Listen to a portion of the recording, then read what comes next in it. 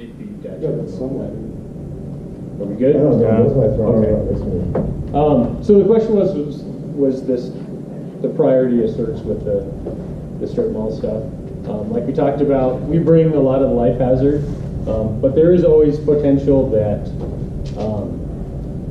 that somebody got hurt, you know, or was old or disabled or something and wasn't able to get themselves out in a timely fashion. With the security in the back of the store, sometimes people get trapped. They go to the back, and you know they're not supposed to by code and stuff. But sometimes there's complicated security bar systems that people have put together for their stores. Sometimes they're locked and they require a key or some special knowledge to open the door, which is all against code, but it still happens quite a bit. So people can get back to the store and get trapped back there and need some help. And probably the most common that I've run into is people a store or two down have no idea what's going on. You know, they didn't hear the sirens, they weren't paying attention, you know, it's a bar and they got the TV's turned up and they're drinking and they have no idea that 2 doors down there's a ripping fire. And so we still have to do our due diligence to try and help people. If you're in the truck company in the back of the structure, you open up that fire unit, you know, just like we always do, get that door open, you know, call out, do a sweep, you know, scan with your tick, whatever you can do to look for anybody that might be back there. And if you can't find anybody and you haven't had any reports of anybody and there's heavy fire conditions, you close the door and move on to the next unit. Does that make sense? But we still got to do what we can to make sure that there isn't somebody in there. Anything else with the strip malls? And if something comes up, you know, in one of the other presentations or whatever, definitely just shout it out and we'll go back and revisit. Because there's a lot of similarities between these two. That's kind of why they group them together. Okay, so there's the exception practice for this. We'll touch on that a little bit. That is being reviewed right now. So there will be changes coming down the road, but right now this is policy, so this is kind of what we're working off. So everybody knows our big boxes are those really big stores, the Walmarts, King Supers, all the way out to the massive 1 million square foot warehouses that we're seeing out in the 12 area quite a bit. Should get a target hazard response with those if everything works right with the CAD and everything. So that's one of those kind of style points for you. If you're working out at 12s, you're going to a warehouse on a possible structure fire, and you realize you didn't get your target hazard response, then you as an acting officer have every right to jump on them and upgrade it. Okay. Most of those changes en route will probably come from a chief officer, but they may not catch it. And so you definitely, if you're aware that you're not getting the response you should, you can always upgrade that. That question's always come up, like, well, if I upgrade it and my chief tells me I'm not supposed to, but I know I should, you know, that's kind of a decision you have to make. But I can tell you that it's not something like that. If you do what you think is right, and you know you need a target hazard response and it's not coming, and somebody comes down on you for it, you got all those tools there to make the decision. Something like that is not going to go up. It will get stopped at some point up the chain, and you'll be fine. Just make the right call. Do what you think is right. If you filter your decision to upgrade between what's right and wrong, you'll be fine. And as long as you're just comfortable with, you might have to sit down with somebody, and then it might go somewhere else, but it will get stopped eventually. Because the norm in this organization now is, yes, like, as an actor, as an officer, first you see something in the notes, because the chief doesn't have time to read notes.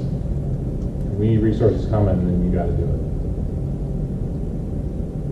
And if you're still uncomfortable, you can always just call the 1st 2 Battalion chief and say, hey chief, this should be a target hazard response, and it's not.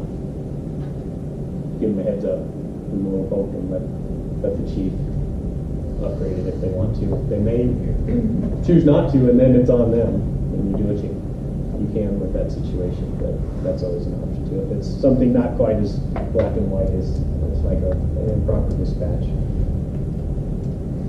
Is the one Rick going to be a truck or could it be a squad?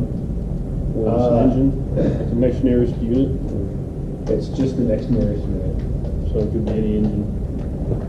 Yeah, it's gonna be usually Get stuff off on the- four engines, 2 trucks. Yeah. Okay.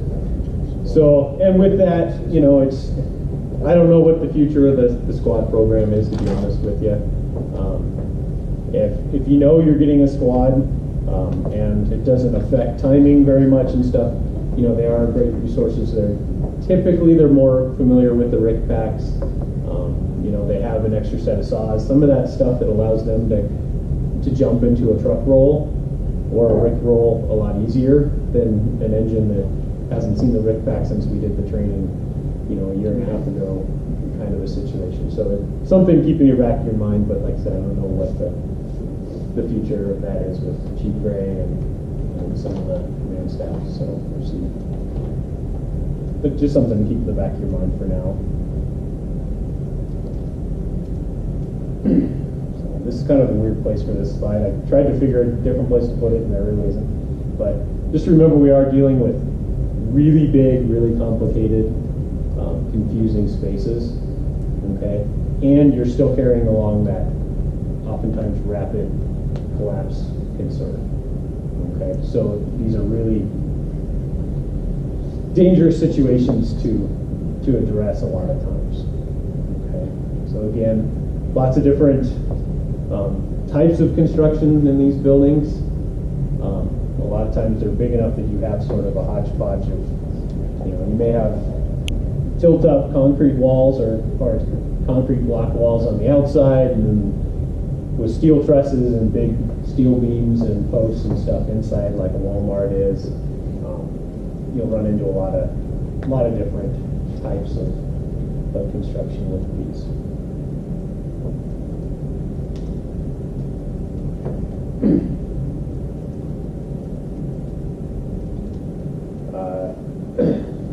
They're supposed to have good water supply and stuff by code when they're built. Depends on when they were built, how that was enforced.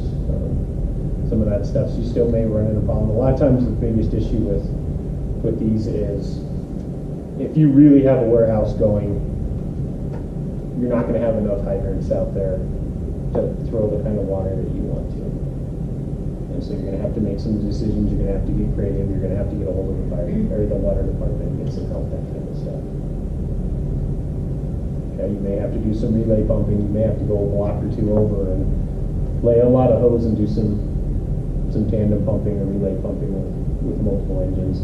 Again, that stuff's not really going to be in your scope probably, but you may be tasked with setting something like that up after it's been identified that we need to do something like that. It's also something where if you pull up to this warehouse and go, crap, you know, according to the map, the only hydrants on this corner here, and I don't see anything else, that'd be a great thing to throw out there on the air and go, you know, Battalion 1, according to the MDC, we have one hydrant on this property. We may have water issues. And then at least somebody knows it, they can start thinking ahead and planning ahead and working out an alternative plan. Like Cap said on the last one, early call for that second alarm, you're going to need it. For sure, if you truly have a structure fire, you're going to need it. Do you find that the hydrants on the MDCs are pretty accurate generally? You ever have one that isn't there what it says it should be there, or is it? Not really. The little thing you run into sometimes is sometimes it's marked like on the wrong side of a fence or the wrong side of a wall, or it looks like it's like, you know, there's a cul-de-sac right there and it's right at the end of the cul-de-sac, and then there's a small field and then the parking lot you're working out of, and it looks like, hey, I can just get right through there, and it turns out that that's a huge drainage ditch and it's full of water, and little things like that sometimes, but in general it's pretty accurate. And the streets and hydrants that we get every morning, those show up on the rasters? So like, will the, As out of service? yeah, will it show up as like red out of service, or you just have to know? Yeah, the MDC or the program has the capability of doing that. Just the logistics of entering and updating information has never been an option. There just isn't. There isn't anybody to do it. So you do the best you can, and what I always tried to do, and I don't know, I've never run into the issue, so I don't know how effective it is, but I always try and take a look at them in the morning and look at my first due area and look at my likely second due area and see if I can just even remember that, you know, whatever, on Jewel there was a hydrant out of service. So if we go to a fire and we're on Jewel and I'm thinking about catching a hydrant near Jewel, I'm hoping that'll jog my memory and I can pull out that streets and hydrants and look at it. That's, I don't know what to do. Yeah, no, I mean, I'm not going to keep the address in my head, but Right. it's one, I mean, it really is one of the benefits. Not everybody likes having the email on their phone, but every once in a while I have to go to streets and hydrants on Yeah, we were. and you pull it printing real out quick, in the morning. open it up, and, you know, if you're on scene like that, you know. Another reason, though, when you are staged at a water supply, to get out at that point and flush that hydrant. And if you have an issue, you can remove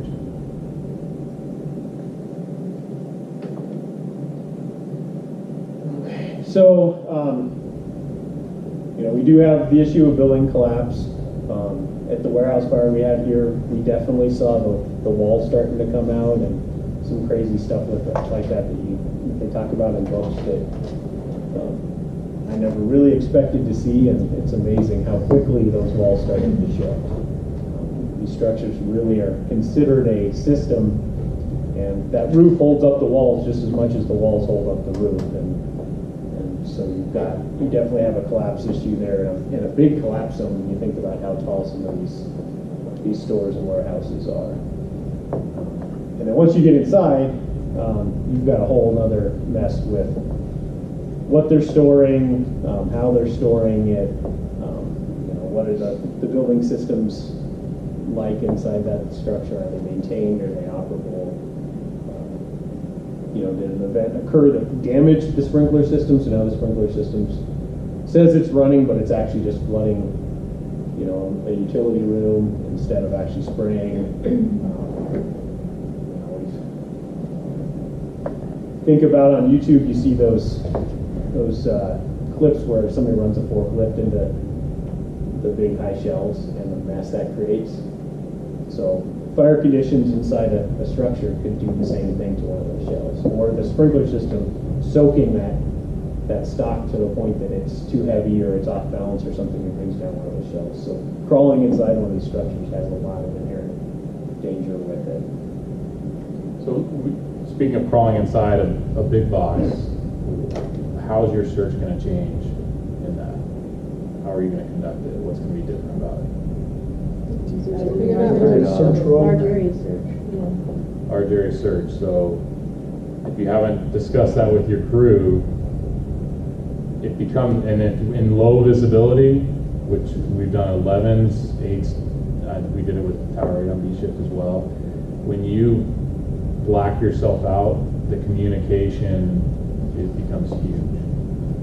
It's much different than, say, right-handed, left-handed search, and you can get off the wall when you're all on a rope together, thinking about how you're going to turn corners and hit different aisles. So it changes. It's a slow process, but it changes drastically. You're just not going to go in and search. Maybe for that office area in the front of the big box, but as an engine, you can easily be assigned to search, and as a truck, that might be your main task. It just changes search as far as the time and the communication exponentially. Has anybody trained with the large area search recently? Yeah, it doesn't come out very often. So it's one of those things, you know, especially if you rove into a truck company or something to act, might be something to take a look at or talk to them, talk to your crew. If you've got the normal crew there and you're just coming in as the actor, talk to them, see what their plans are with some of that stuff. Maybe even if it's as simple as just laying it out so everybody knows what's in the kit and how you're gonna address it is a great idea. And I know it's hard, there's so much going on and so many things to train upon, but it's just one more thing to kind of at least familiarize yourself with so everybody knows what the plan is for it. Because it is very different than searching a typical residential structure.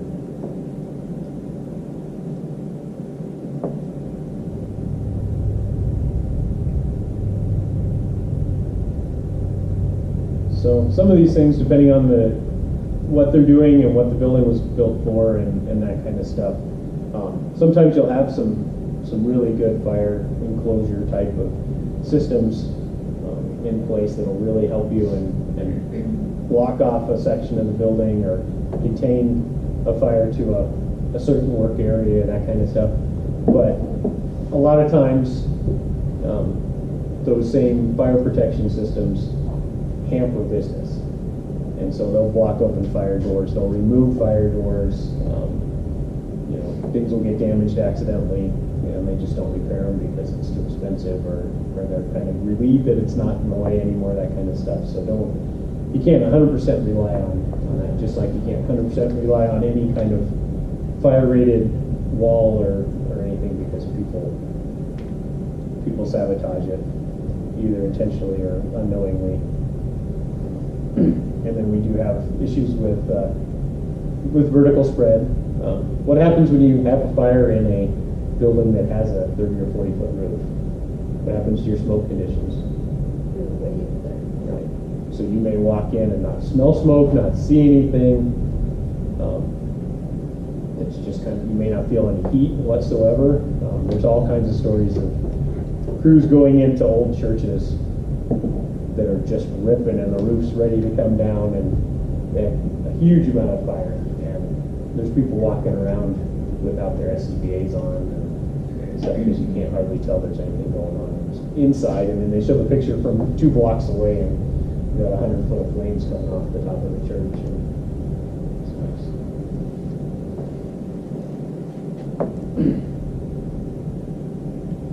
probably the thing that keeps me up at night the most about these is it's just what they're doing inside the structure. What kind of chemicals, what kind of manufacturing processes, that kind of stuff that's in there that we don't have any idea and don't really understand.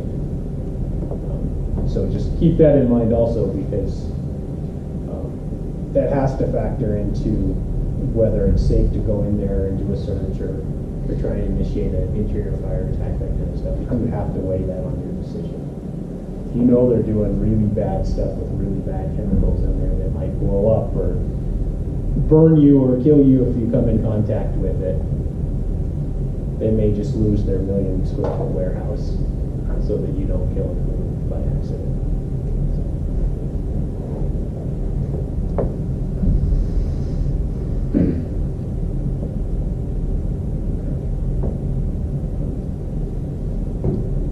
Again, we talked a little bit about that. They can help you, but don't trust them 100%. Or assume they're 100% intact. Everybody is familiar with Wheelan that died with Denver, their Tower 8 and the Skylight. So that's just another thing to be aware of if you're doing a roof evaluation. Even going back to the strip malls, but more or less you're going to see them on these huge big box structures, those translucent skylights, or maybe the skylight started leaking, so they just go up there and put something over it. You just want to get used to getting a trash hook or something big and sounding way out in front of you and sounding hard, that you're going to be walking up there. So as far as putting people on the roof, like with Wheelan and the whole controversy of, the chief shouldn't even have sent him up there and blaming him types of, that would be something that would be, you've got an exterior fire, you absolutely want somebody to go on the roof, right? It's your hazard of the job. Those guys did that on every fire. They go up there on every fire. Those guys still back McGrail for that. It just is it's a hazard, and unfortunately that's what happened, and that's why you just have to, again, sound it in front of you and do what you can. minimize the risk, but there's always gonna be a risk. So at least getting eyes on the fire or on the roof, if you have an active fire, is a must. So expect to at least put the stick up and put somebody up there to take a look and give a report on roof conditions, location of any mechanical that's up there.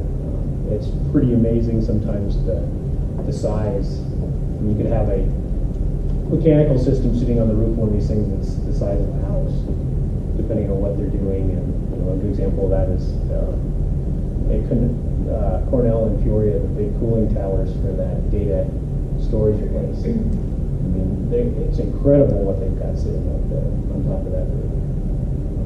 Not typical for the type of building it is. So you want to get somebody up there. I don't know, with the skylight thing, to be honest, and I don't mean this to be disrespectful to them, but for my frame of reference, I figured he got up, he just was lazy and didn't want to walk around the skylight and walked across the top of it, because it should hold you. A typical classical skylight would more than likely hold you if you just walked across it. And that's what I thought happened. It just was, it's late at night, you think you're just doing a routine check of the roof so you can get down and go on to the next call, and you walk across the skylight and tragedy happens. And then I saw the pictures and I was like, man, I'd never seen anything like that before.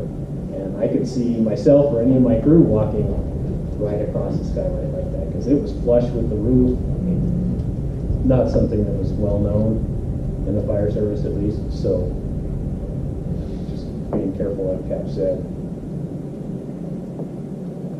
And again, dealing with a similar type of roof as we talked about with the strip malls, even more so, you're dealing with some really thick insulation and sloping material for those flat roofs on these big box structures. So just be aware of that.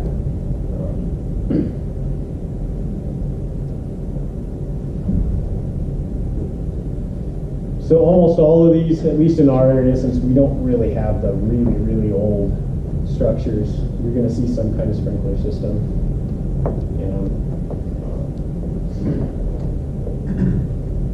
That's going to be one of your, it's a little bit different than a strip mall. I'm guessing there might be some strip malls, depending on what anchor store, that might have hookups for a sprinkler, but you're going to see it more on the big boxes. And as a first engine, that's where getting that first water supply should be within that 100 feet, kind of like the high rise. If you have an FDC, you should have a hydrant within 100 feet. That's going to be one of your considerations early on. If you've got conditions that say there's a fire inside, to support the sprinkler system. Is it, for anytime it's a water flow, you're going to have a strobe? Is that true in our city? Sometimes they only have Just like an audible one. Sometimes. I know it's just on oftentimes the that's an panel. indicator that water's flowing is that the strobe is activated above the FDC. Yeah, I mean, and of course, as you know, sometimes that's just a surge in the water. Sometimes it's a multi-valve, and sometimes they don't have those. It's just on the panel, and it's reported to us as that.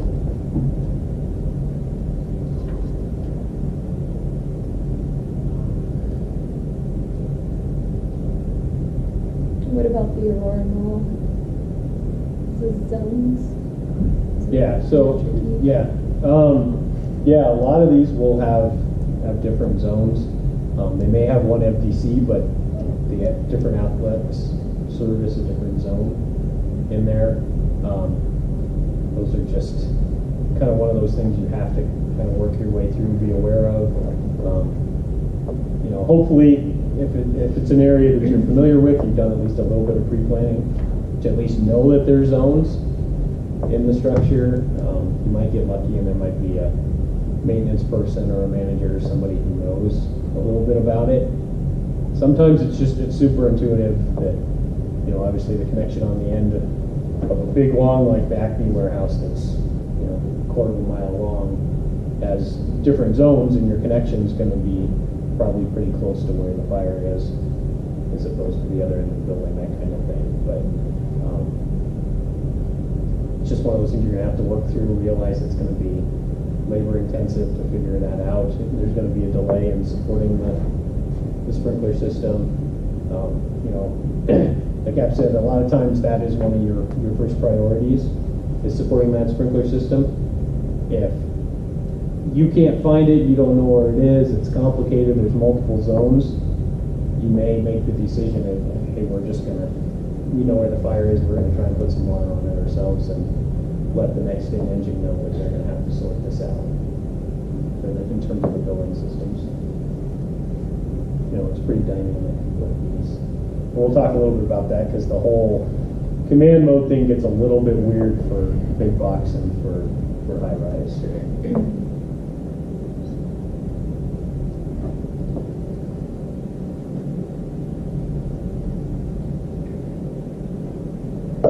Depth of the building, we saw that when we were going to the King Supers and pulling hose lines through there.